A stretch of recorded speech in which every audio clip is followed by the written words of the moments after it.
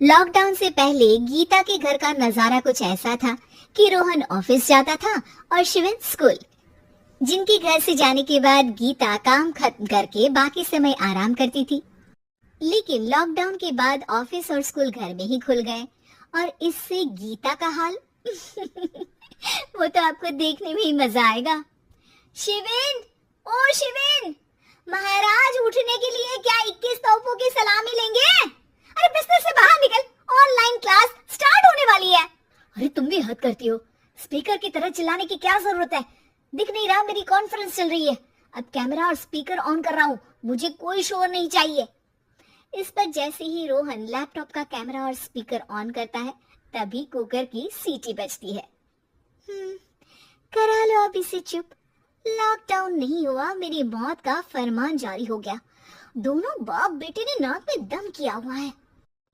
ऐसा बोलकर गीता वहां से शिविन के कमरे में पहुंच जाती है, जहां शिविन अभी भी सो रहा होता है। ओ आलसी, अब अगर 5 मिनट में नहीं उठाना तो आज तेरा गेम और यूट्यूब कैंसिल। माँ की बात सुनकर शिविन बिना 1 मिनट गंवाए उठ खड़ा होता है। उठ गया, अभी नहाकर भी आता हूँ। ये नाटक कहीं और, मुंह पर गीला कपड़ा मार और पढ़ने बैठ। शिविन की ऑनलाइन क्लास स्टार्ट हो जाती है, जिस पर गीता उसे वहां बिठाकर रसोई में चली जाती है। थोड़ी देर में उसे कमरे से कुछ आवाज सुनाई देती है, जिसे सुनकर वो कमरे में वापस आती है। हाय राम, तुझे क्लास अटेंड करने के लिए बोला था, कैमरा ऑफ करके बिस्तर पर नाचने के लिए नहीं बोला था। मम्मी मुझे कुछ समझ नहीं आ रहा, आप बाद में पढ़ा देना ना, वैसे भी अटेंडेंस तो लगी गई है। हाँ हाँ बेटा, जरूर बन जा, तो अभी से हम सबका बाप बन जा। अरे नहीं मतलब कहाँ से लाते हो इतना दिमाग, और पढ़ाई करते हुए ये चला कहाँ जाता है? नाइस क्वेश्चन, दिमाग से पूछकर बता दूंगा। शिविन की बातों से परेशान होकर गीता उसे मारने के लिए जैसे ही आगे बढ़ती है तभी वो कमरे से बाहर भाग जाता है। अब शिविन आगे आगे और गीता हाथ में चप्पल पकड़े उसके पीछे पीछे पूरे घर में दोनों घूम रहे होते हैं। इसी बीच वो रोहन के पास पहुंच जाता है और शिविन को मारने वाली चप्पल रोहन के लैपटॉप पर जाकर गिरती है। ओए माँ! मम्मी, आप पापा को चप्पल मार रही हो? ओ आज तक के रिपोर्टर, चुपचाप जाकर क्लास अटेंड कर ले, नहीं तो अगली तेरे पीछे लगेगी। इस पर शिविन वहां से चला जाता है, जिसके बाद रोहन गीता से कहता है, इस सर्कस के लिए कुछ बोलना चाहोगी? अरे क्या करूं, जब से तुम दोनों घर में रहने लगे हो, घर अपने आप ही सर्कस बन गया है और मैं तुम्हारी नौकर। कभी बेटी को संभालो तो कभी बाप के नखरे उठाओ। इन्हीं सब उथल पुथल में दिन बीतते रहते हैं, जिसमें हर रोज घर के अंदर कुछ नया सियप्पा खड़ा मिलता है, जो ज्यादातर शिविन और रोहन की ऑनलाइन स्कूल और ऑफिस से रिलेटेड ही होता है। एक सुबह, शिविन चल उठ, आज की क्लास जल्दी है। कैमरा ऑफ करके आप अटेंड कर लो। अरे ऐसे छित्तर पड़ेंगे, दादी नानी सब एक साथ याद आ जाएंगी।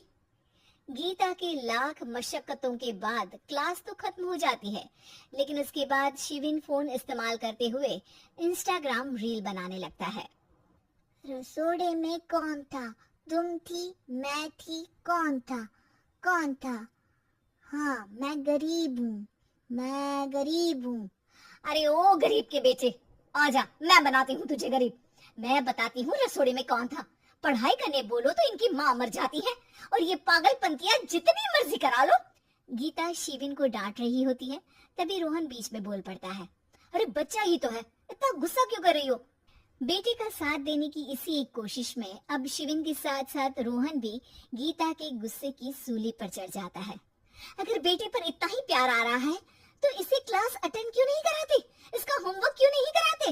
उस समय तो बहुत जल्दी मीटिंग आ जाती है, वो काम मैं करूं और यहाँ इस बेफिजूली की चीज में तरफदारी करके बन जाओ महान। हे भगवान, कोई तो इनके ऑफिस और स्कूल खुलवाओ, मैं इन्हें और घर में नहीं सह सकती। अरे कुछ और मांग लेती, क्योंकि तुम्हारी ये विश इस साल तो पूरी होने से रही, कोरोना।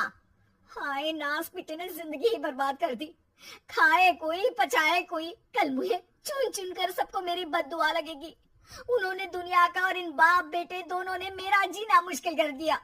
गीता वहां से चली जाती है, जिसके बाद रोहन शिविन से कहता है, अरे तुम्हारी मम्मी इतनी भड़की हुई क्यों है?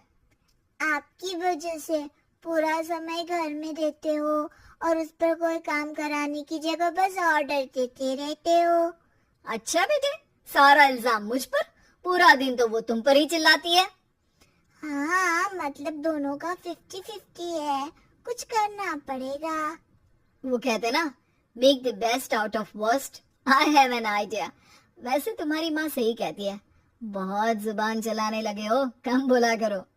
अगली सुबह रोहन और शिविन अपनी गलती को सुधारने के लिए गीता के उठने से पहले घर का आधा काम खत्म कर देते हैं, जिसे देखकर गीता खुश हो जाती है और फिर बाकी बचा काम वो तीनों मिलकर पूरा कर लेते हैं।